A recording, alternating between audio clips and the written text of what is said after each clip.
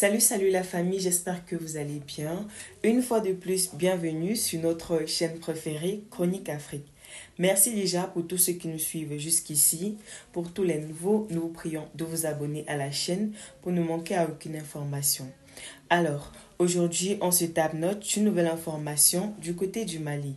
Nous allons vous laisser suivre la vidéo jusqu'à la fin. Et si vous avez des avis, laissez-les en commentaire. Merci.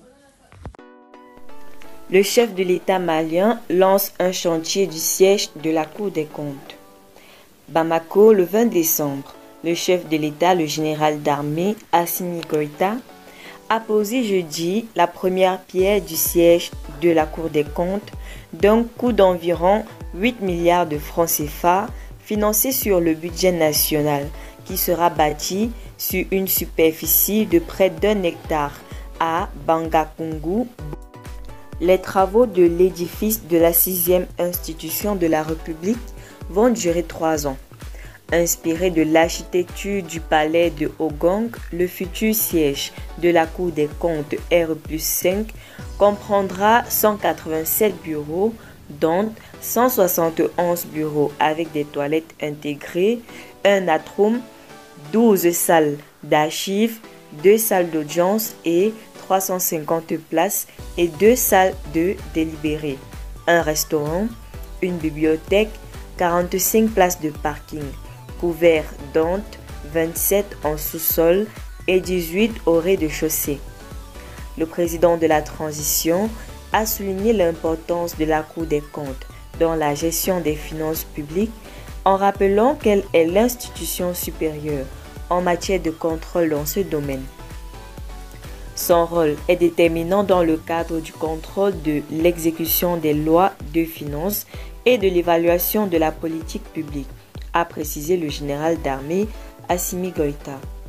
La Constitution du 22 juillet 2023 qui crée la Cour des comptes s'inscrit dans la droite ligne des réformes engagées par les autorités de la transition.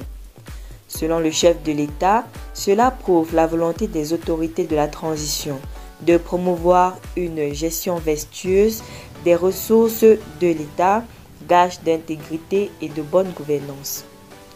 Le président de la Cour suprême, Dr Fotama Terra, a assuré que la Cour des comptes contribuera par ses actions permanentes de vérification, de contrôle et de consultation à la transparence et à l'amélioration de la gestion publique à travers la réalisation des missions de sauvegarde du patrimoine public et du contrôle de la fiabilité et de la sincérité des finances publiques, d'amélioration des techniques et des méthodes de gestion, de rationalisation de l'action administrative.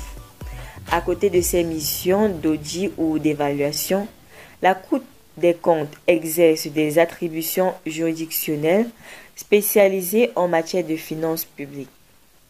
En plus de ces attributions classiques, la Cour des comptes devra jouer un rôle déterminant en matière d'assistance à l'Assemblée nationale et au gouvernement dans le cadre du contrôle de l'exécution de la loi de finances consacrée par la Constitution du 22 juillet 2023.